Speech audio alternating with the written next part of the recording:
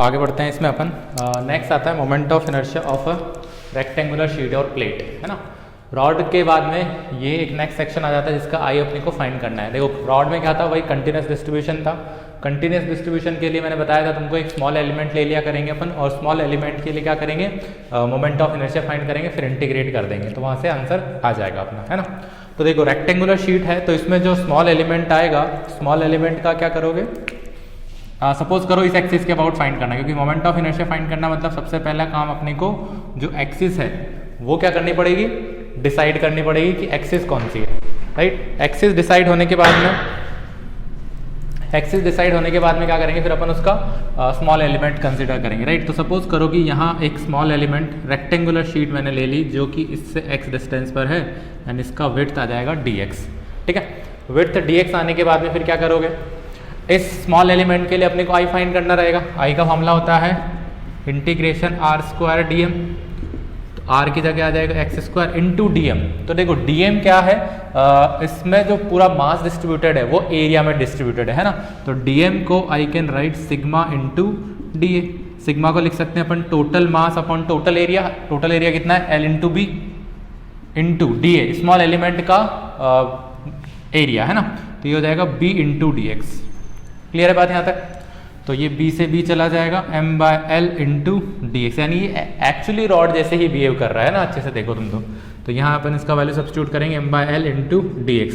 Limit चली जाएंगी 0 से लेके l तक। क्लियर है। तो ये हो गया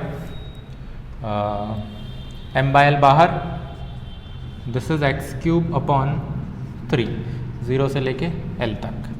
तो कितना हो जाएगा ये, m/l into l³ upon 3 is equal to ml²/3। ध्यान आ रहा है, रॉड के लिए अपनों ने जो मोमेंट ऑफ इनर्शिया फाइंड किया था वो इसके अबाउट था, और वो आई का वैल्यू आ रहा था ml²/3। यानी कि रेक्टेंगुलर शीट हुआ ना, उसका भी मोमेंट ऑफ इनर्शिया कितना होगा, सेम एज रॉड होगा, क्योंकि इसमें भी जो मास डिस्ट्रीब्यूटेड है वो ऐसे है। लेकिन ध्यान रखना कि यहाँ पर दो लेंथ है, देखो यहाँ पर b दूर दूर तक तुमको कहीं भी दिखाई नहीं दे रहा है, क्योंकि जो एक्सिस पैरेलल टू b होती है उसके लिए मोमेंट ऑफ इनर्शिया नहीं आएगा। यानी कि अगर तुम्हारे पास एक्सिस ऐसी है which is parallel to b, तो परपेंडिकुलर डिस्टेंस अपने को कंसिडर करनी पड़ेगी l वाली, है ना। और अगर लेंथ एक्सिस जो है वो ऐसी होती, सपोज करो दिस, देन डिस्टेंस तुम्हारी आती b, है ना। तो हमेशा परपेंडिकुलर डिस्टेंस ली जाएगी, पैरेलल डिस्टेंस नहीं ली जाएगी। सेम फॉर्मूला बनेगा रॉड का और रेक्टेंगुलर शीट का। अगर यही एक्सिस में अगर इसके सेंटर ऑफ मास से यहाँ पास करवाता l/2 और b/2 से, तो आता है इसका आंसर ml²/12, जो कि centre of mass of the rod के होता है ना, axis passing through the centre of मास। समझ आ रही है। तो एनालॉजी पता चल रही है कि जो रेक्टेंगुलर शीट है और ये यूनिफॉर्म रॉड है, उन दोनों का मोमेंट ऑफ इनर्शिया सेम आता है। बस डिफरेंस ये है कि जो परपेंडिकुलर डिस्टेंस है वो काउंट करनी पड़ी, क्योंकि यहाँ पर पैरेलल डिस्टेंस ऐसा होती नहीं है ना। एक्सिस ऐसी थी तो परपेंडिकुलर डिस्टेंस डायरेक्ट यही थी ना, ये वाली डिस्टेंस तो थी नहीं, ये तो बहुत नेग्लिजिबल थी, तो वो हमने वैसे भी कंसिडर नहीं करी थी। लेकिन रेक्टेंगुलर शीट में भी वो कंसिडर नहीं करते हैं अपन। क्लियर है बात। चलो नेक्स्ट आता है, फिर इसमें अपन फाइंड करते हैं रिंग का मोमेंट ऑफ इनर्शिया। ये सारे मोमेंट ऑफ इनर्शिया अपन एक बार वापस से टेबल बनाकर लिख लेंगे, सो दैट कि तुमको इजीली याद हो जाए, है ना। फिलहाल लिखते हैं अपन रिंग का मोमेंट ऑफ इनर्शिया। तो देखो moment of inertia of a ring, ठीक है। तो ये एक रिंग दी हुई है, इस एक्सिस के अबाउट उसको मोमेंट ऑफ इनर्शिया चाहिए, ये r डिस्टेंस मान लिया मैंने, ठीक है। तो क्या करोगे, एक स्मॉल एलिमेंट ले लिया, है ना। स्मॉल एलिमेंट की थिकनेस ले लेते हैं dr, ये डिस्टेंस कैपिटल r ही है, सीधी सी बात है ना। इस एक्सिस से इसकी परपेंडिकुलर डिस्टेंस कैपिटल r ही बनेगी, तो i इज इक्वल टू आ गया r² dm। r मतलब कि radius, r² dm। r constant है क्योंकि हर एक एलिमेंट की जो डिस्टेंस होगी वो तो कांस्टेंट ही रहने वाली है। i is equal to r² बाहर आया इंटीग्रेशन dm, और इंटीग्रेशन dm मतलब कि टोटल मास, लिमिट लगाने की जरूरत ही नहीं है तुमको, है ना। तो ये हो जाएगा r² इंटू m, मतलब basically i is equal to mr²। तो रिंग का moment of inertia about an axis passing through its centre of mass and perpendicular to the plane. Important चीज, जो एक्सिस है ना, उस एक्सिस की लोकेशन ध्यान रखना कि उसकी लोकेशन कैसी है, ठीक है। तो ये जो I equal to mr square अपने लिखा है, ये किस एक्सिस के अबाउट है? उस एक्सिस के अबाउट जो इसके सेंटर ऑफ मास से पास हो रही है एंड इस प्लेन के परपेंडिकुलर है, मतलब ये मार्कर जो मैंने रखा हुआ है ना, इस वाले एक्सिस के about I is equal to mr square होता है ऑफ अ रिंग। क्लियर है? दूसरी एक्सिस और होती है इनकी, वो भी अपन सीखेंगे आगे जब एक थ्योरम पढ़ लेंगे। अभी अपन स्टैंडर्ड जो फॉर्मूले होते हैं उनको डिराइव करते चले जा रहे हैं। क्लियर है? सो नेक्स्ट आता है इसमें रिंग के बाद में डिस्क। ठीक है, ये फटाफट लिखते जाना, इजी टॉपिक है इसलिए ज़्यादा मैं इस पर डिटेल में नहीं जा रहा हूँ, है ना। Moment of inertia of a disc. अब डिस्क में क्या है, यहाँ पर पूरा मास है, ठीक है। तो अब एलिमेंट तुम यहाँ कंसीडर नहीं करोगे, और डिस्क को एनीवे कैसे बनाया जाता है? रिंग अटैच करके, है ना। तो स्मॉल एलिमेंट जो होगा वो यहाँ पर मानना पड़ेगा। ये एक स्मॉल एलिमेंट आ गया, इसका लेंथ इसका रेडियस ले लेते हैं r, और इसकी थिकनेस आ जाएगी dr। क्लियर है? तो अब क्या करोगे, देखो अब थोड़ा सा इंटरेस्टिंग स्टोरी चालू होती है। तो अब ये जो r है ना वो भी वेरिएबल है, जैसे जैसे r चेंज होता चला जाएगा dm चेंज होता चला जाएगा। तो अब अपने को डिस्ट्रीब्यूशन वाला चीज कंसीडर करना पड़ेगा। रिंग के लिए ऐसा कोई प्रॉब्लम नहीं आ रही थी हमको, है ना। तो अब dm का क्या करोगे? देखो इसका जो मास डिस्ट्रीब्यूटेड है वो कहाँ डिस्ट्रीब्यूटेड है? डिस्क है, डिस्क मतलब प्लेट, है ना। तो उसके पूरे एरिया में डिस्ट्रीब्यूटेड है, क्योंकि थिकनेस तो बहुत कम हुई होगी इसकी, है ना। तो dm को I can write sigma into D. सही बात है। सिग्मा को क्या लिख सकते हैं? Total mass upon total area. Area कितना बनेगा? Pi R square into D A. D को क्या लिखोगे? देखो 2 pi R into D R. ध्यान रखना डिस्क का जब भी तुम एलिमेंट कंसिडर करोगे तो वो एलिमेंट कुछ ऐसा बनेगा। देखो ये यहाँ से लेके यहाँ तक ऐसे, ठीक है। तो ये जो थिकनेस है ना, दिस इज डी आर। तो मैंने एरिया कैसे निकाला?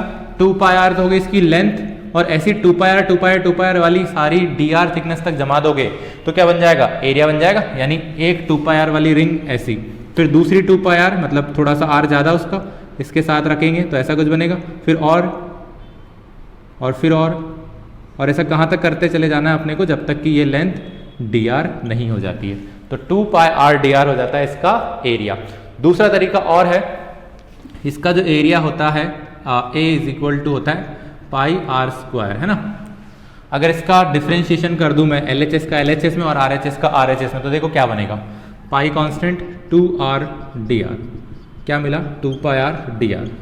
तो ये भी एक तरीका है स्मॉल एलिमेंट का एरिया समझने का कि स्मॉल एलिमेंट का एरिया कैसे आया, है ना। लॉजिकली भी पता चल रहा है और मैथमेटिकल वाइज भी अपने को पता चल रहा है कि इस डिस्क के लिए ये काम ना स्टैंडर्ड है। हर एक क्वेश्चन में जब भी अपन 12th में जाएंगे, 11th में जो भी क्वेश्चन करेंगे, डिस्क के लिए जो भी काम हो रहा है हमेशा स्मॉल एलिमेंट कुछ ऐसा ही माना जाएगा और उसका एरिया हमेशा 2 पाई आर dr ही लिखा जाएगा। ठीक है, ये सारी चीज़ें स्टैंडर्ड हैं, तो ध्यान रखना उसके अकॉर्डिंग कैसे सॉल्व करना है।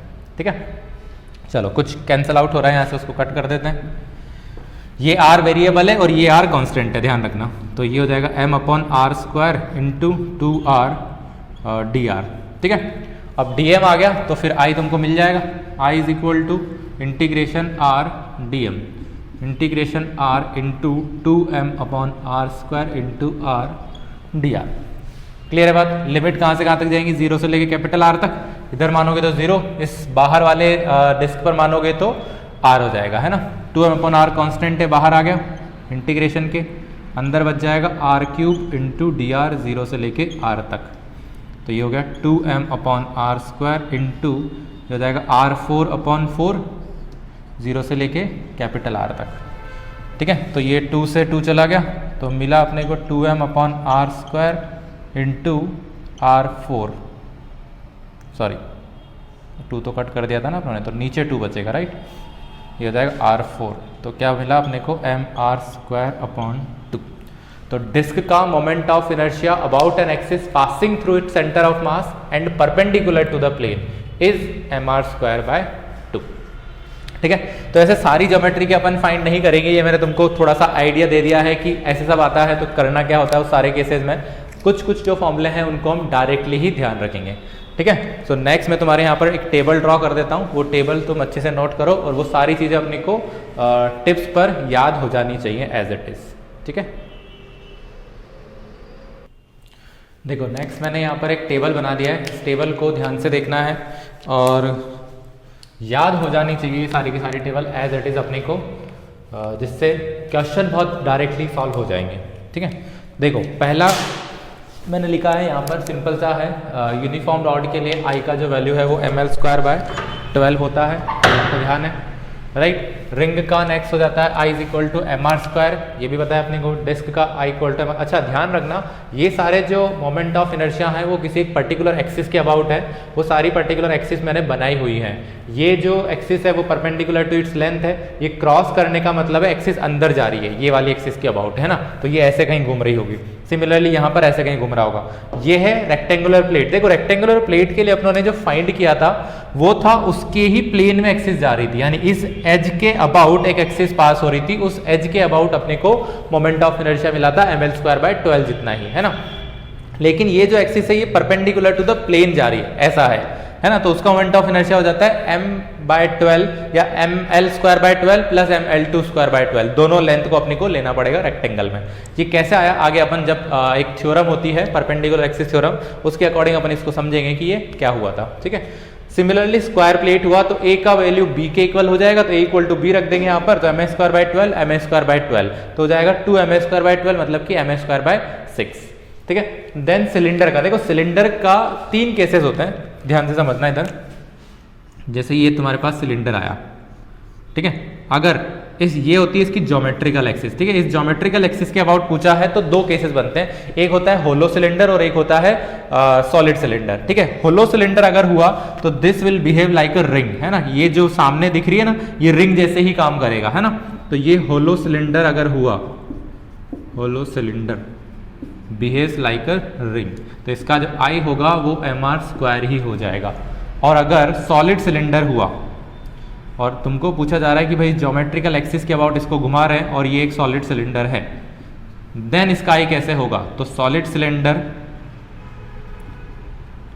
बिहेव्स लाइक अ डिस्क, है ना, तो इसका I हो जाएगा mr²/2। तो सिलेंडर का ऐसा तुमको ध्यान रखना नहीं है एक्चुअली, बस ये ध्यान रखो कि होलो है कि सॉलिड है ना। होलो है तो रिंग के जैसे बिहेव करेगा, सॉलिड है तो डिस्क के जैसे बिहेव करेगा, उन दोनों के अपने को ध्यान है ऑलरेडी, रिंग का mr² और डिस्क का mr²/2। एक और केस होता है सिलेंडर में, अगर सपोज करो मैं इस सिलेंडर को इस एक्सिस के अबाउट घुमा रहा हूँ, ठीक है, तो फिर इसका I जो होता है वो ml²/12 होता है, फिर ये लेंथ काम आएगी यहाँ पर, है ना, ये L है।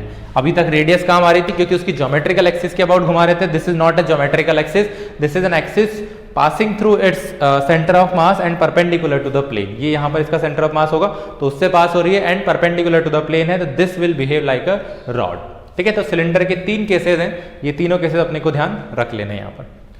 देन आ जाता है स्फीयर। स्फीयर में क्या होता है, ये है सॉलिड स्फीयर के लिए, ध्यान रखना, this is for solid sphere. अगर स्फीयर होलो हुआ, होलो स्फीयर, तो उसका I हो जाता है 2/3 mr², ठीक है। तो ये टेबल में तुम 8 जो ज्योमेट्रिकल शेप्स हैं उनको ध्यान रखना, एज इट इज ही नोट कर लेना इनको। और ये देखो इसमें ऑलमोस्ट सारी मैंने इंपॉर्टेंट ही लिखी है, बाकी जो है वो क्वेश्चंस के फ्रेम में अपन उसको सॉल्व कर लेंगे, ठीक है। तो ये तो डायरेक्टली एज सच तुमको एज इट इज याद होनी ही चाहिए, ये याद नहीं होंगी तो फिर दिक्कत हो जाएगी, ठीक है। बढ़े आगे, ओके। सो नेक्स्ट आती है इसकी थ्योरम्स। जो थ्योरम्स में क्या क्या है वो अपन सीख लेते हैं एक बार, ठीक है। तो नेक्स्ट थ्योरम्स में पहला पढ़ते हैं अपन perpendicular axis theorem. First perpendicular axis theorem, ठीक है। परपेंडिकुलर एक्सिस थ्योरम में क्या है, देखो ये this applies only for 2D geometrical shapes, है ना, एप्लीकेबल फॉर 2D ज्योमेट्रीज,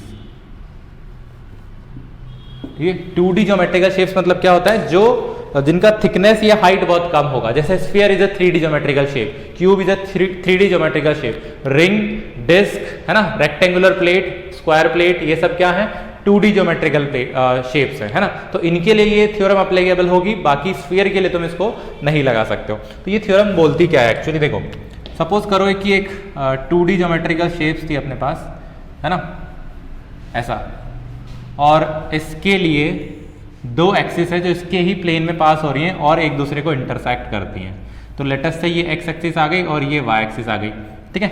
अब इस ज्योमेट्रिकल शेप्स को मैं अगर इस एक्सिस के अबाउट घुमाऊंगा तो मुझे कुछ मोमेंट ऑफ इनर्शिया मिलेगा, लेट इट बी Ix, जब मैं इसके अबाउट इसको घुमाऊंगा तो मुझे कुछ मोमेंट ऑफ इनर्शिया मिलेगा, let it be I Y. ठीक है, तो मैंने दो अलग अलग एक्सिस के अबाउट इसको घुमाया और मुझे दो अलग अलग मोमेंट ऑफ इनर्शिया मिले। अब तीसरी एक्सिस कौन सी है, which is passing through the intersection point. अगर एक एक्सिस है जो इनके इंटरसेक्शन पॉइंट से पास कर रही है and perpendicular to the plane है ना, यानी कि कोई ज्योमेट्री शेप थी वो इस प्लेन में रखी हुई थी, इस प्लेन में अपनों ने इसको दो एक्सिस के अबाउट घुमाया, दोनों एक्सिस कहीं ना कहीं इंटरसेक्ट कर रही होंगी। ठीक है, अब जो तीसरी एक्सिस आई है वो तीसरी एक्सिस क्या है, इनके इंटरसेक्शन पॉइंट से पास होती है और दूसरा वो इनके प्लेन के परपेंडिकुलर है, यानी जो दोनों एक्सिस थी वो पहले ज्योमेट्री के प्लेन में ही थी। अब तीसरी एक्सिस जो है जेड एक्सिस, सपोज करो कि जेड एक्सिस है, तो वो उसके प्लेन के परपेंडिकुलर आ रही है। तो according to this theorem I Z can be written as I X plus I Y. ठीक है, यानी कि अगर तुमने उसी प्लेन में कोई दो एक्सिस के अबाउट घुमाया है उसको, तो जो मोमेंट ऑफ इनर्शिया होगा about an axis passing through the intersection point of these axis and perpendicular to the plane will be summation of individual moment of inertia, है ना, I X and I Y. I X is moment of inertia about an axis X axis, I Y moment of inertia about Y axis, I Z is moment of inertia about Z axis. ठीक है, I Z equal to I X plus I Y हो जाएगा। अब देखो मैं जो तुमको बोल रहा था रेक्टेंगुलर शीट वाला, वो कैसे आया था, सपोज करो दिस लेंथ इज एल, ठीक है, दिस लेंथ इज बी। जब मैं इसको इसके अबाउट घुमाऊंगा, इस एक्सिस के अबाउट, ठीक है, let it be I X, तो बताओ परपेंडिकुलर डिस्टेंस कौन सी हुई, आई बी हुई, क्योंकि एल का तो आएगा नहीं, अपनों ने फाइंड किया था सेंटर ऑफ मास से पास हो रहा है, तो इसका मतलब एम एल स्क्वायर बाई 12 हो जाएगा। और अगर मैं इसको इसके अबाउट घुमाऊंगा,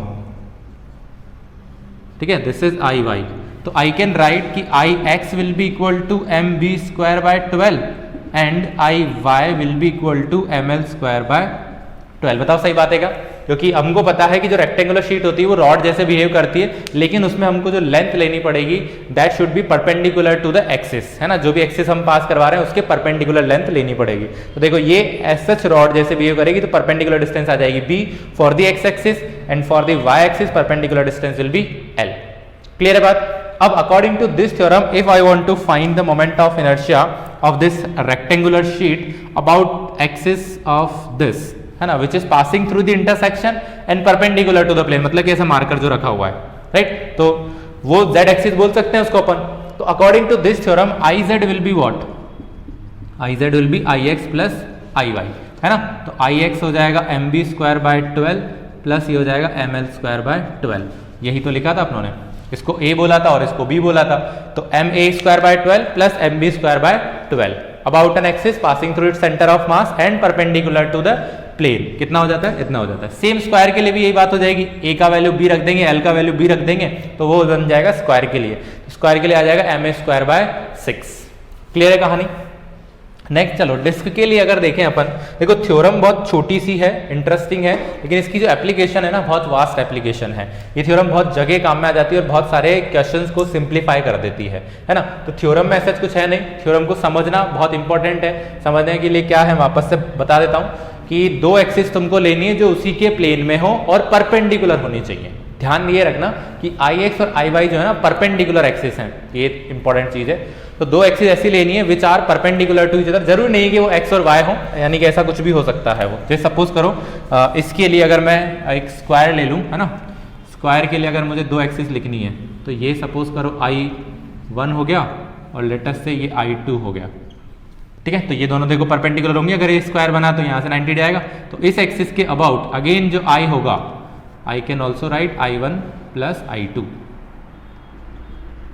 है ना। तो ये सेम चीज अप्लाई हो जाएगी उस केस के लिए भी, यानी जरूरी नहीं है कि वो x और y माने अपन, कोई दूसरी रैंडम एक्सिस भी हो सकती है, लेकिन कंडीशन इज कि दोनों जो है वो परपेंडिकुलर होनी चाहिए। अगर दोनों परपेंडिकुलर हैं तो जो तीसरी एक्सिस है उनके इंटरसेक्शन पॉइंट से जा रही है और उसके प्लेन के परपेंडिकुलर है, तो उसका जो मोमेंट ऑफ इनर्शिया आएगा वो उन दोनों का समेशन आ जाता है। क्लियर है बात। चलो कुछ एक एप्लीकेशन और देखते हैं इस थ्योरम की अपन डिस्क के लिए एंड रिंग के लिए। ये तो हो जाता है स्क्वायर एंड रेक्टेंगुलर शीट के लिए। नेक्स्ट डिस्क के लिए, तो देखो डिस्क के लिए क्या कर सकते हैं, रिंग। पहला रिंग देखते हैं। बताओ अगर मैं एक एक्सिस यहाँ पर कंसीडर कर लूँ और दूसरी एक्सिस यहाँ पर कंसीडर कर लूँ, लेटेस्ट से ये आई एक्स हो जाएगा, लेटेस्ट से ये आई वाई हो जाएगा। इस एक्सिस के अबाउट अपने को पता है क्या, परपेंडिकुलर एक्सिस के अबाउट कितना होता है। So as we know I Z जो होगा वो एम आर स्क्वायर होगा। बताओ सही है कि नहीं, है ना। अब हमको फाइंड करना है आई एक्स और आई वाई। देखो अच्छे से, तो ये पूरा जो शेप है वो सिमेट्री है ना। अगर आई एक्स के अबाउट में सिमेट्री देखो तो जितना मास ऊपर डिस्ट्रीब्यूटेड है उतना ही मास नीचे डिस्ट्रीब्यूटेड है। आई वाई के अबाउट अगर देखो तो जितना मास लेफ्ट हैंड साइड में है उतना ही मास राइट हैंड साइड में, मतलब मास इक्वल है। यानी ऐसा बोल सकता हूँ क्या, आई एक्स और आई वाई की जो वैल्यू होगी वो सेम होगी, यानी सेम ही रेजिस्टेंस प्रोवाइड करेंगे, क्योंकि moment of inertia is what, जितना रेजिस्टेंस उसको मिल रहा है ना।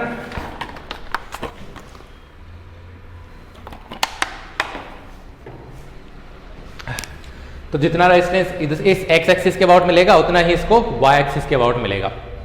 क्लियर है बात। तो आई कैन ऑल्सो राइट कि I X will be equal to I Y. अब according to perpendicular axis theorem I Z will be equal to I X plus I Y which is equal to 2 सही बात है। तो यहां से आई x कितना लिख सकते हैं अपन, आई जेड बाई 2 लिख सकते हैं क्या, और आई जेड कितना है, एम आर स्क्वायर है। तो यानी आई एक्स किसके इक्वल आ जाएगा, एम आर स्क्वायर बाई 2, और वही किसके इक्वल होगा, आई वाई के। ठीक है, कंफ्यूज तो नहीं हो रहे हो ना। ये डिस्क के लिए एम आर स्क्वायर बाई 2 होता है about an axis perpendicular to the plane, है ना, क्योंकि बहुत सारे मोमेंट ऑफ इनर्शिया हो गए हैं, तो ध्यान रखना सिर्फ एक्सिस के according he moment of inertia जो है वो चेंज होता चला जा रहा है। कंफ्यूज होने की जरूरत बिल्कुल भी नहीं है। रिंग था, रिंग की परपेंडिकुलर एक्सिस एक का ही याद रखो। देखो बाद में तो तुमको थ्योरम लगा के सॉल्व कर सकते हो, बाद में दिक्कत नहीं है, लेकिन सारे ध्यान रखने जाओगे तो हो सकता है कि कंफ्यूजन आ जाए अपने को, है ना। तो किसी एक को ध्यान रखो, जो स्टार्टिंग में टेबल लिखी थी उसको ही ध्यान रखना, उसके अकॉर्डिंग ही ये सारी वैल्यूज आती चली जाएंगी, है ना। तो इस एक्सिस के अबाउट हो जाता है कितना, एम आर स्क्वायर। एक्स और वाई इक्वल पार्ट में डिवाइड कर रही थी तो उन दोनों का मोमेंट ऑफ इनर्शिया आ गया इक्वल। अगर नहीं कर रही होती तो I X plus I Y equal to में क्या लिख देता, एम आर स्क्वायर लिख देता, लेकिन वो इक्वल है इसलिए मैंने उसको इक्वल लिख दिया। तो यानी कि आई एक्स के अबाउट कितना हो जाएगा इसका moment of inertia, M R square by 2। तो अब ध्यान रखेंगे अपन कि अगर रिंग का मोमेंट ऑफ इनर्शिया बोला है तो सबसे पहला काम एक्सिस पहचाननी है कि किस एक्सिस के अबाउट उसने पूछा है। अगर axis perpendicular to the plane है and passing through it centre of mass, then I will be M R square.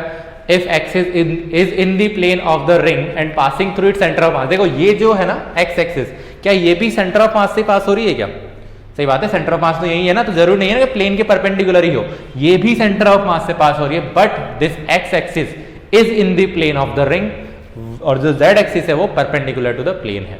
Same y के लिए भी क्या है, एक्सिस जो है वो प्लेन में ही है, समझ आ रही है। तो जो प्लेन में होगी उसके अबाउट आ जाएगा एम आर स्क्वायर बाय 2। बताओ डिस्क का क्या होगा। अगर मैं सेकंड केस तुमसे पूछूं कि भाई रिंग की जगह आप मुझे डिस्क फाइंड करके बताओ, तो बताओ फटाफट क्या आंसर आएगा। सेम आधा हो जाएगा, एग्जैक्टली सेम ही चीज हो रही है। अगर डिस्क हो जाएगा तो डिस्क के लिए भी क्या होगा, ये डिस्क आ गई, है ना, ये आर, हमको पता है कि आई जेड कितना होता है इसका, एम आर स्क्वायर बाई 2 होता है, और ये एक्स एक्सिस आ गई और ये वाई एक्सिस आ गई। Again I x I Z जो है पहले लिख लेते हैं इसको, एम आर स्क्वायर बाई 2 होता है। क्लियर है ये कहानी। And we also know that I X is equal to I Y, है ना। ये कैसे पता है अपने को, बिकॉज इक्वल एरिया डिस्ट्रीब्यूट हो रहा है, इक्वल मास डिस्ट्रीब्यूट हो रहा है, सो सेम रेजिस्टेंस लगेगा दोनों केसेस में, है ना। तो आई एक्स और आई वाई की वैल्यू जो होगी वो सेम हो जाएगी। तो according to perpendicular axis theorem I can write I z will be equal to I x plus I y and is equal to 2 I x. Therefore I x का जो value होगा वो कितना हो जाएगा, I z अपॉन 2 हो जाएगा। I z कितना है, M R square by 2 divide by 2 which is equal to M R square by 4 and which is also equal to I Y. Clear है क्या बात, यहाँ तक सॉल्व कर पाए थे। तो जो मोमेंट ऑफ इनर्शिया आएगा of the disc about an axis passing through the centre of mass and in the plane of the disc will be equal to M R square by 4, आधा आधा होता चला जाएगा। क्लियर है यहाँ तक, right. बढ़े आगे। सो नेक्स्ट थ्योरम आती है फिर इसमें पैरेलल एक्सिस थ्योरम। ये तो थी परपेंडिकुलर एक्सिस थ्योरम, नेक्स्ट आती है पैरेलल एक्सिस थ्योरम। इसमें ऐसा कोई कंडीशन नहीं है कि ये किस ज्योमेट्री के लिए अप्लाई होगी, तुम इसको 3D 2D किसी के लिए भी अप्लाई कर सकते हो, डजेंट मैटर। तो दूसरा होता है पैरेलल एक्सिस थ्योरम। ठीक है। इसमें क्या है देखो, सपोज कि एक कोई रिजिड बॉडी है एंड लेटस से इसका जो सेंटर ऑफ मास है वो यहाँ है, एक एक्सिस है जो इसके COM से पास हो रही है और उसका तुमने मोमेंट ऑफ इनर्शिया फाइंड कर लिया है। क्लियर है क्या बात यहाँ तक? यानी कोई भी एक रिजिड बॉडी है जो उसका सेंटर ऑफ मास हमको पता है, उसका सेंटर ऑफ मास के अबाउट एक एक्सिस है। वो एक्सिस कैसे भी हो सकती है देखो, जैसे सपोज करो कि अगर क्यूब है तो क्यूब के सेंटर ऑफ मास से बहुत सारी एक्सिस पास हो सकती है, तो कोई भी एक एक्सिस कंसिडर कर लेते हैं अपन, है ना। तो ये एक एक्सिस आ गई जो इसके COM से पास हो रही है। अब हमको दूसरी एक्सिस दी हुई है which is parallel to this axis, है ना। ये कंडीशन है कि वो जो दूसरी एक्सिस है वो इसके पैरेलल होनी चाहिए। तो अब it can be outside the body, it can be inside the body, है ना। तो अपन सपोज करो कि इसके अंदर ही एक फाइंड कर लेते हैं और ये दोनों के बीच में जो डिस्टेंस है ना, परपेंडिकुलर डिस्टेंस, वो d है और इसके अबाउट तुम इसको घुमा रहे हो and then you have to find this i। समझ में आई क्या प्रॉब्लम क्या है? कोई एक रिजिड बॉडी है अपने पास, उस रिजिड बॉडी का सेंटर ऑफ मास हमको पता है, एक एक्सिस है जो सेंटर ऑफ मास से पास हो रही है ना। उस सेंटर ऑफ मास से पास होने वाले एक्सिस के अबाउट जो मोमेंट ऑफ इनर्शिया है वो ICM है, ठीक है। उसके पैरेलल एक और एक्सिस दी हुई है which is not passing through centre of मास, और वो आउटसाइड और इनसाइड बॉडी कहीं भी हो सकती है, लेकिन वो जो डिस्टेंस है दोनों के बीच में वो हमको दी हुई है कि भाई ये जो डिस्टेंस है दोनों के बीच में वो d है। Then I can write moment of inertia I will be equal to ICM plus MD square, ठीक है। ये इसका मोमेंट ऑफ इनर्शिया हो जाएगा I एक्सिस के अबाउट, ठीक है। अच्छा देखो, इनके हम डेराइवेशन में नहीं जा रहे हैं क्योंकि वो ऐसा अपने काम के नहीं होते हैं, बहुत इजी से डेराइवेशन है ना, लेकिन काम के नहीं है इसलिए मैं तुमको नहीं बता रहा हूँ, सीधा इसको फॉर्मूले को बता रहा हूँ। और फॉर्मूला ऐसा याद रखना डिफिकल्ट नहीं है, इसलिए डेराइवेशन याद रखने की जरूरत नहीं है ना।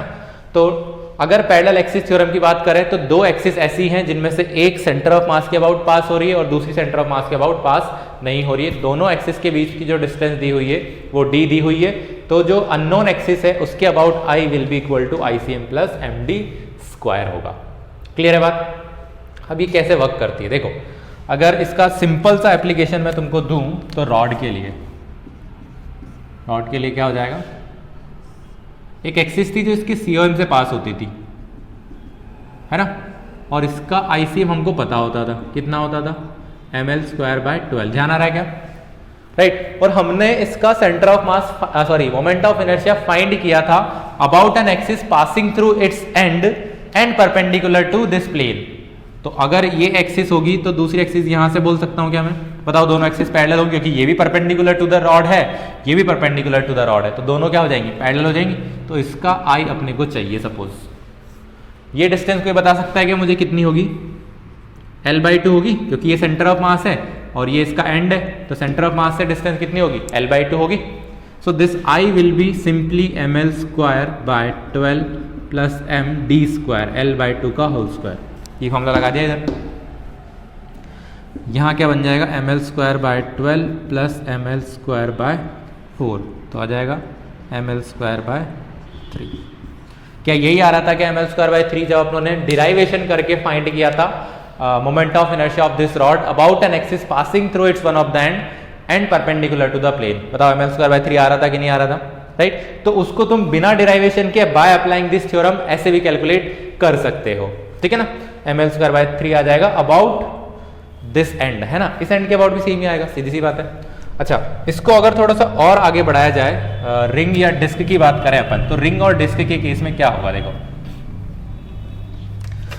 एक सपोज करो कि एक रिंग दी हुई है तुमको, है ना, इसके अबाउट अपने को पता है, इसके अबाउट फाइंड करना है, ठीक है। ये ICM हो जाएगा और ये I हो जाएगा, ठीक है। यानी एक एक्सिस है जो पास हो रही है इससे, यानी कि इसके एंड से, लेकिन परपेंडिकुलर टू द प्लेन है। तो इसका I जो होगा, बताओ कितना लिख सकते हैं अपन, ICM plus MD square. D का वैल्यू कितना है, दोनों एक्सिस के बीच की distance, radius of the ring की बनेगी। ICM की वैल्यू कितनी होती है, mr स्क्वायर, ये रिंग है ना, mr square plus mr square, तो I का वैल्यू कितना हो गया, 2mr स्क्वायर। बताओ चीज क्लियर है? अगर इसी रिंग का मैं दूसरा देखूं, देखिए सपोज ये ICM है ना, और मैं चाहता हूं कि भाई इस एक्सिस के अबाउट मुझे I चाहिए, दिस इज ICM।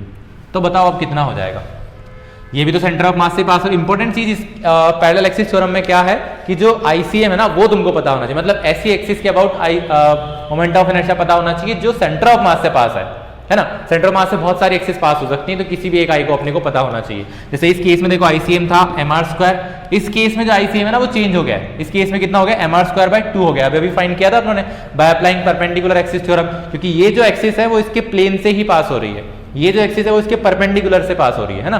तो इसका ये वाला आईसीएम कितना हो जाएगा mr²/2 हो जाएगा, है ना। So now I will be equal to ICM plus mr², ये हो जाएगा mr²/2 plus mr² which is 3/2 mr²। Clear है क्या बात यहाँ तक? अगर तुमको कुछ और इसमें एप्लीकेशन देखनी तो देखो सिंपल सा केस और हो सकता है कि अगर यही रिंग है सपोज, ठीक है, और एक एक्सिस है वो यहाँ से पास हो रही है और ये डिस्टेंस तुमको r/2 दी हुई है, तो पूछ रहा है कि भाई इसका i कितना होगा वो बताओ, राइट। अब क्या करोगे, हमको पता है कि इसका i हमको ICM हमको पता होता है, तो i will be equal to ICM plus md²। ICM कितना हो जाएगा mr²/2 प्लस md का वैल्यू कितना हो गया r/2 का होल स्क्वायर, है ना। तो mr²/2 प्लस ये हो जाएगा mr²/4, तो 3/4 mr²। ये आ जाएगा इसका moment of inertia about the given axis. तो ऐसे बहुत सारी प्रॉब्लम्स यहाँ पर अपन देख सकते हैं कि कोई एक्सिस अगर कैसे दे दी उसने, कोई एक्सिस किधर से दे दी, परपेंडिकुलर इधर दे देगा तो भी क्या कर सकते हैं, है ना। तो ऐसे बहुत सारे केसेस बन सकते हैं, इधर उधर से कहीं से भी एक्सिस पास करवा के वो मोमेंट ऑफ इनर्शिया अपने को पूछ सकता है, ठीक है।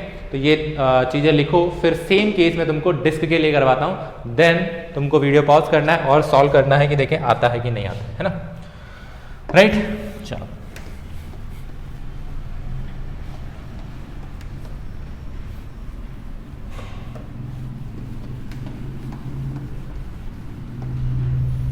देखो डिस्क के लिए क्या बन सकता है अपने पास, सपोज करो कि ये एक डिस्क है ना, और एक एक्सिस है जो इसी के प्लेन से पास हो रही है एंड अबाउट ये जो डिस्टेंस है वो r/2 है।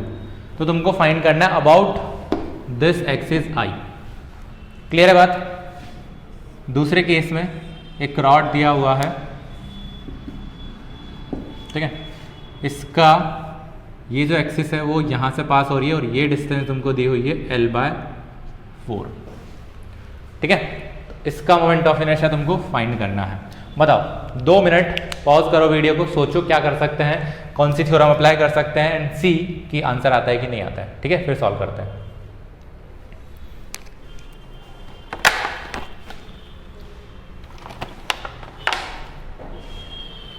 चलो आया कुछ आंसर। इस वाले केस में क्या कर सकते हैं, देखो पैरेलल एक्सिस थ्योरम लगाएंगे तो इस एक्सिस के अबाउट हमको ICM पता होना चाहिए। सबसे पहला काम यही ढूंढना है तुमको कि भाई सेंटर ऑफ मास से एक एक्सिस पास हो रही है, उसके अबाउट अपने को ICM पता है कि नहीं पता है, और नहीं पता है तो क्या पता कर सकते हैं, क्या पता कर लिया तो बात खत्म ही हो गई। दूसरा कंडीशन ये देखना है कि दोनों जो एक्सिस हैं वो पैरेलल होनी चाहिए पैरेलल एक्सिस थ्योरम लगाने के लिए, है ना।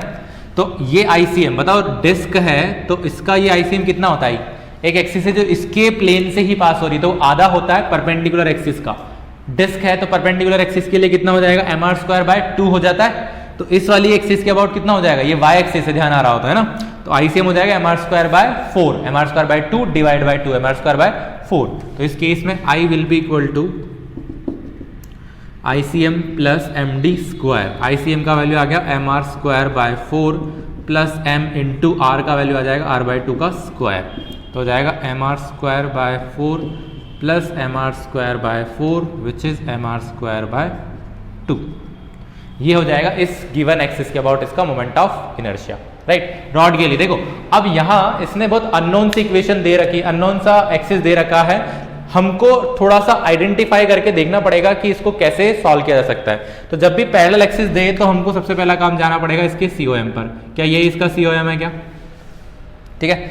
COM के अबाउट अगर एक मैं एक्सिस ड्रॉ कर दूंगा तो बताओ ऐसी दिखेगी। इसके अबाउट अगर इसको घुमाया जाएगा तो ICM क्या हमको पता होगा, बिल्कुल पता होगा, कितना होता है ml²/12, है ना। तो ये हो जाएगा again ml²/12 12 plus M D square. अब d जो होता है ना, देखो perpendicular distance between the axis होती है, तो d अपने को ये वाला लेना है। बताओ यहां से यहां तक ये डिस्टेंस कितनी है, l/2 है क्या, क्योंकि COM यहां पर है तो एंड से और COM की वैल्यू कितनी होती है, l/2 होती है। l/2 पर ही तो उसका सेंटर ऑफ मास होता है। l/2 में से ये l/4 चला गया, तो बताओ ये कितना बचा, l/4 बचा, क्योंकि l/4 plus l/4 becomes l/2। ठीक है, तो यहां पर ये जो वैल्यू है ना वो कुछ और भी हो सकती थी, उसके अकॉर्डिंग यहां पर आ जाता।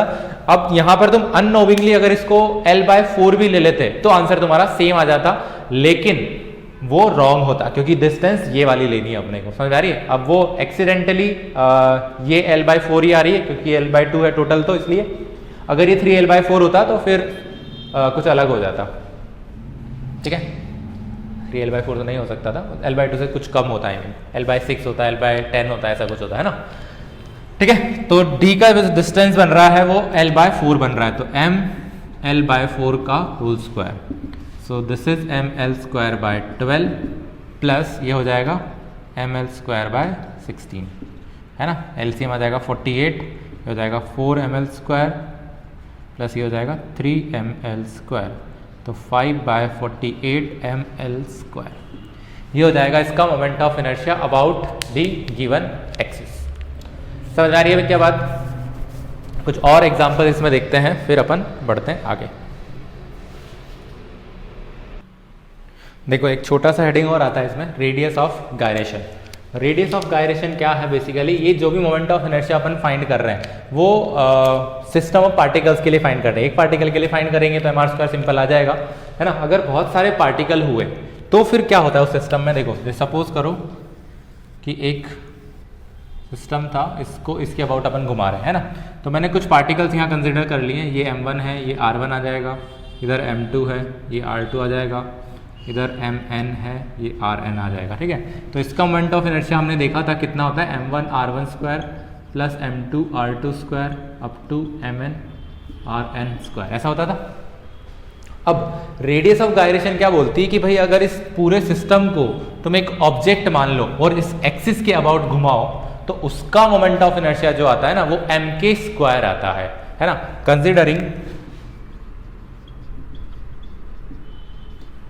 considering whole system to be a particle, then particle of mass m which is equal to m1 plus m2 plus mn, यानी टोटल मास का एक पार्टिकल अगर अज्यूम कर लिया जाए और उसको इस एक्सिस के अबाउट घुमाया जाए, तो then moment of inertia I is equal to mk²। ठीक है, तो यहाँ पे k को बोलते हैं अपन रेडियस ऑफ गायरेशन। ठीक है, यानी कि अगर इस सिस्टम को एक पार्टिकल मान लिया जाए, जैसे इस वाले केस में अगर मैं इसको ट्रांसपोज करूं, तो सपोज करो कि ये एक मास m दिया हुआ है, तो ये जो डिस्टेंस होगी ना ये आ जाएगी अपने पास k, इसके अबाउट तुम इसको घुमा रहे हो। क्लियर है, तो इसका मोमेंट ऑफ इनर्शिया और इसका मोमेंट ऑफ इनर्शिया सेम ही आता है, then this distance will be k, है ना। यानी हमेशा एक ऐसी डिस्टेंस या एक ऐसा एक्सिस बन रहा होगा जहां पर मोमेंट ऑफ इनर्शिया इनका सेम मिलेगा। तो अब यहां से k का जो वैल्यू है देखो अगर तुम अच्छे से, तो k² equal to r1² plus r2² plus r3² divide, ये m1 है ना, सॉरी उल्टा लिख दिया ना, k² का जो वैल्यू है वो हो जाएगा m1 r1² m2 r2² up to mn rn² divide by total mass, और इसका रूट ले लेंगे तो आ जाएगा ये अपने के पास रेडियस ऑफ गायरेशन। ये फॉर्मूला ऐसा तुमको ध्यान नहीं रखना है, डायरेक्ट ये ध्यान रखना कि इसको जो भी मोमेंट ऑफ इनर्शिया आ रहा है उसको इक्वल टू mk² रख दो। k जो है वो स्केलर क्वांटिटी है, क्योंकि i स्केलर क्वांटिटी है ना, इसका रोटेशनल एक्सिस से ही, यानी अगर तुम i स्पेसिफाई करोगे ना तो ही ये क्या आएगा, ये k depends on the rotational axis. अगर तुमने रोटेशनल एक्सिस चेंज कर दी तो ये जो k की वैल्यू है वो चेंज हो सकती है, वो कुछ और भी हो सकती है। ठीक है, जैसे कि फॉर एन एग्जांपल अगर इस केस में अपन देखें तो लेट अस से रॉड के लिए अपने को रेडियस ऑफ गायरेशन फाइंड करनी है ना। पूछा जा रहा है कि भाई find the radius of gyration of the rod if it is rotated by about an axis passing through it centre of mass and perpendicular to the plane. तो यहाँ इस केस के लिए अपने पास आई जो होता है वो कितना होता है, ml²/12 होता है। This will be equal to mk²। तो यहाँ से k का वैल्यू कितना मिला, देखो ये मिला L/√12। तो k जो है रेडियस ऑफ गायरेशन में डिपेंड करती है इस i पर, क्योंकि इसको किस एक्सिस के अबाउट तुम घुमा रहे हो, है ना, उसके अबाउट वो डिफरेंट हो जाएगी। अगर इसके अबाउट घुमाया जाएगा तो ml²/3 आएगा, k का वैल्यू बन जाएगा L/√3। डिस्क के लिए देख लो, अगर डिस्क के लिए देखेंगे और परपेंडिकुलर एक्सिस के अबाउट घुमाएंगे तो k हो जाएगा R/√2। ठीक है, रिंग के लिए देखेंगे तो k = R हो जाएगा। ठीक है, पार्टिकल के लिए देखेंगे तो k = R हो जाएगा। तो जो भी एक्सिस है, जो भी ज्योमेट्री है, उसका मोमेंट ऑफ इनर्शिया को सिंपल क्या कर देना है तुमको, mk² के इक्वल रख देना है। तो वहां से तुमको मिल जाएगा k का वैल्यू। क्लियर है क्या बात यहां तक, राइट। चलो आगे बढ़ते हैं, इसमें कुछ क्वेश्चन देखते हैं अपन। देखो क्वेश्चन है अपने पास, बोल रहा है 3 रॉड थी अपने पास, मास m, लेंथ l की, उनको एक इक्विलैटरल ट्राइंगल की शेप में ऐसे जमा दिया है। ठीक है, तो इसका मोमेंट ऑफ इनर्शिया चाहिए इसको about an axis passing through it centroid. तो सेंट्रोइड कहाँ होगा इसका, यहीं पर होगा, क्या बताओ, राइट। इसका सेंट्रोइड हो जाएगा यहाँ पर and perpendicular to the plane, मतलब ऐसी एक्सिस है ये, इसके अबाउट पास हो रही है, उसका मोमेंट ऑफ इनर्शिया अपने को बताना है।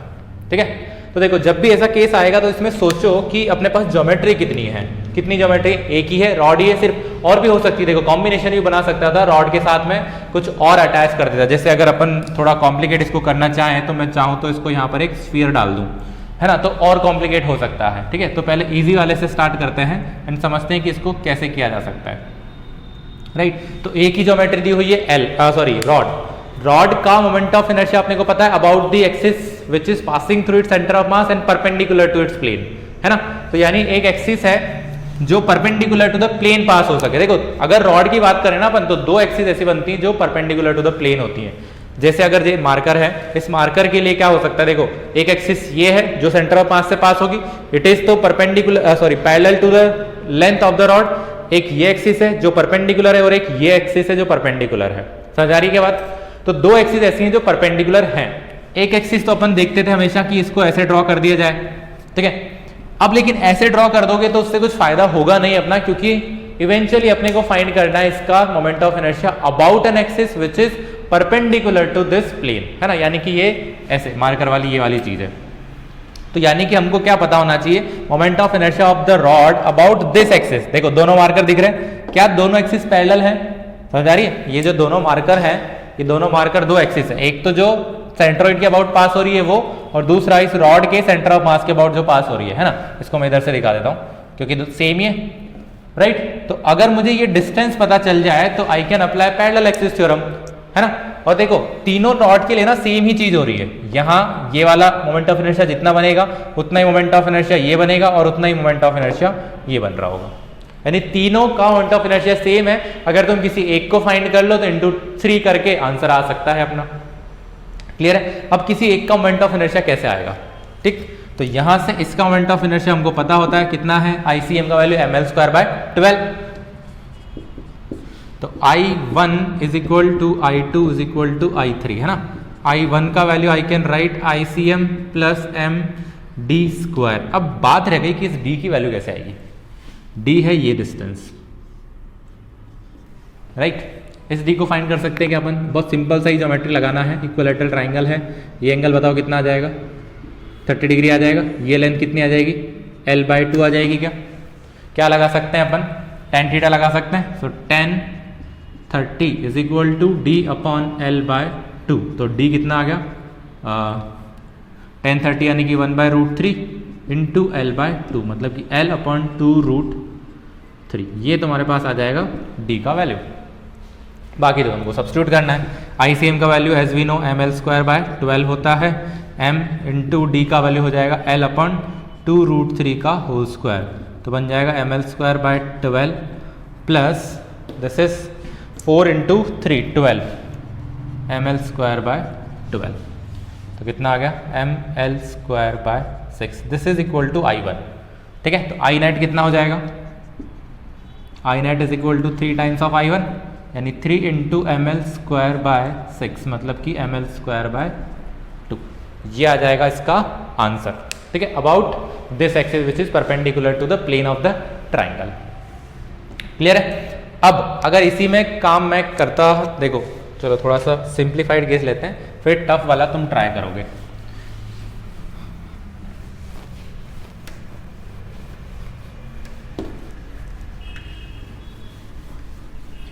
जैसे सपोज करो, कैसे नहीं लिख लेना, सपोज करो कि एक रॉड तुमको दिया होता, ठीक है, एल लेंथ का रॉड दिया होता, और यहाँ मैं एक और स्फीयर लगा देता, ठीक है। स्फीयर का जो रेडियस है लेटस से वो L/4 है, ठीक है, और ये जो लेंथ है ना वो L है। क्लियर है बात? अब तुमको पूछा है कि भाई इसका मोमेंट ऑफ इनर्शिया बताओ about an axis passing through the centre of mass of the rod. इसके अबाउट इसका I चाहिए। This is rod and this is solid sphere, ठीक है। अब कैसे किया जाएगा बताओ? अगेन ये ऑब्जर्व करो कि अपने पास ज्योमेट्रीज कितनी है। अब दो ज्योमेट्री, एक है रॉड और एक है स्फीयर। रॉड का मोमेंट ऑफ इनर्शिया अपन लिख सकते हैं क्या? क्योंकि जितनी ज्योमेट्री होगी ना सबका ऐड ही करेंगे, स्केलर प्रोडक्ट है, सॉरी स्केलर क्वांटिटी, इसलिए स्केलर एडिशन ही होगा, I1 + I2 + I3 ऐसे करते चले जाएंगे। इसका मोमेंट ऑफ इनर्शिया फाइंड कर सकते हैं कि अपन अबाउट दिस एक्सिस ICM, वो तो ml²/12 भी है। इसका मोमेंट ऑफ इनर्शिया और अपने को फाइंड करने की जरूरत है, राइट। इसका मोमेंट ऑफ इनर्शिया कैसे आएगा? देखो, इसके पैरेलल एक्सिस एक चाहिए अपने को। इसके पैरेलल एक्सिस कौन सी आ जाएगी? ये आ जाएगी क्या? क्लियर है बात यहां तक? अब ये एक्सिस और ये एक्सिस दोनों पैरेलल हैं। बताओ ये स्फीयर के सेंटर से पास हो रही है क्या? इसका सेंटर जो दिया है अपने को वो यहीं पर ही दिया, और इसका जो रेडियस है वो कितना दिया हुआ है? L/4 दिया हुआ है। ये L/2 होगा टोटल यहां से लेके यहां तक का। तो बताओ ये डिस्टेंस कितनी हो जाएगी? एनीवे चलो परपेंडिकुलर एक्सिस ही चाहिए अपने को, तो ये हो जाएगी L/2 यहां से यहां तक। क्लियर है क्या कहानी? तो I जो होगा वो हो जाएगा I rod plus I sphere. I rod का वैल्यू कितना हो जाएगा? ml²। अच्छा इसको पहले एक बार तुम ट्राई करके देखो, देन विल सी कि क्या हो सकता है। मैंने तुमको हिंट दे दिया है, एंड लेट अस सी की सॉल्व कर पाते हो कि नहीं। चलो आया क्या किसी का आंसर? लेट अस सी, अगर आया हो तो मैच कर लेना क्या आ सकता है। तो I रॉड निकालेंगे और I स्फीयर निकालेंगे। I रॉड तो डायरेक्टली ICM ही पूछा है उसने, तो वो तो हो जाएगा ml²/12। I स्फीयर में क्या करना पड़ेगा? देखो I स्फीयर में थोड़ा यहाँ पर अलग से निकाल देता हूँ। तो I sphere will be equal to ICM plus md², ऐसा लगाना पड़ेगा क्योंकि इस एक्सिस के अबाउट चाहिए। तो ये एक्सिस तो स्फीयर के लिए अननोन ही है ना, यानी अगर तुम चाहो तो स्फीयर को ऐसे देख सकते हो, ये इसका ICM और ये इसकी एक्सिस। ये जो डिस्टेंस है d वो L/2 हो जाएगा, और इसके अबाउट घुमाओगे तो ये ICM आएगा, और इसके अबाउट घुमाओगे तो ये I आएगा। तो ये I अपने को फाइंड करना है, राइट। तो ICM कितना हो जाएगा? सॉलिड स्फीयर है तो 2/5 mr² होता है ना, तो 2/5 mr², बट r जो है ना वो L/4 है इसका, राइट, प्लस md²। m कितना है? m तो m ही है। डिस्टेंस कितनी है? L/2, तो जाएगा L/2 का स्क्वायर। बताओ कितना बना? 2ml²/5 इंटू 16 है ना, 8 से चला जाएगा, प्लस ml²/4। तो ये हो जाएगा ml²/40 प्लस ml²/4। ये आएगा तुम्हारे पास I स्फीयर। तो इस I स्फीयर की वैल्यू यहाँ पर डाल दो, तो हो जाएगा ml²/40, ये सब कैपिटल L है, प्लस ml²/4। क्लियर है क्या? इन दोनों को पहले सॉल्व कर लो, तो 12 LCM आ जाएगा। 12 LCM में 1 + 3 4, तो ml²/3 बनेगा, ml²/3 प्लस ml²/40, 120 LCM आ जाएगा, ठीक है। तो ये बनेगा 40 + 3 ml², यानी कि 43/120 ml²। ये आ जाएगा इसका मोमेंट ऑफ इनर्शिया। समझ आ रही है कि लॉजिक क्या चल रहा है? तो अगर एक और स्फीयर में सपोज यहाँ पे लगा देता तो अगेन दूसरा स्फीयर आ जाता है ना, अगर डिस्क लगा देता तो कुछ और आ जाता। तो जो भी सिस्टम तुमको दिया होगा, आई होप कि तुम उसका मोमेंट ऑफ इनर्शिया फाइंड कर सकते हो easily by applying perpendicular axis theorem and parallel axis theorem. Clear है? चलो इस लेक्चर में इतना ही करते हैं, फिर आगे बढ़ेंगे।